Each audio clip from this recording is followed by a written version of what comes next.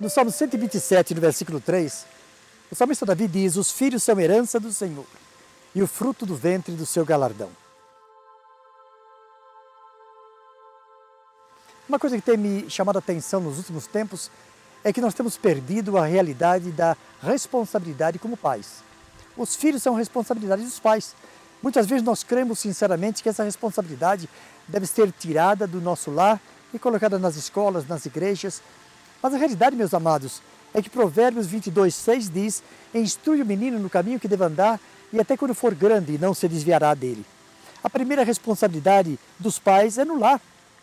É a primeira responsabilidade de ensinar, de instruir, de corrigir, de disciplinar, é no lar.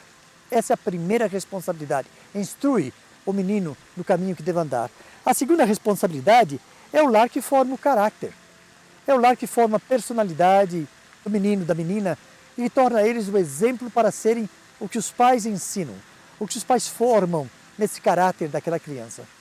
A terceira prioridade que eu creio é no lar que a criança deve aprender a respeitar, a amar, a ter aquela vivência social que possa conviver com as outras pessoas sabendo que ela não é nem mais nem menos do que as outras pessoas. O grande problema da realidade das nossas vidas hoje é que o lar deixou de ser o lar. Deixou de ser o lugar da prioridade do ensino, da formação do caráter para com nossos filhos. Hoje, a tecnologia, a televisão, todas as coisas que temos na facilidade de comunicação, tirou do lar a responsabilidade do contato, da conversa, do amor filial, do amor dos filhos para com o pai e vice-versa.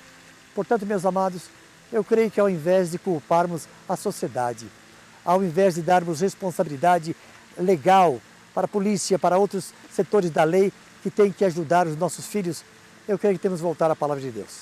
Instrui a criança no caminho que deve andar e até quando for grande não se desviará dele, porque os filhos são herança do Senhor para o lar, para os pais, a nossa primeira responsabilidade. Eles são também herança nossa, porque isso que o Salmo 128 diz: os filhos são herança do Senhor.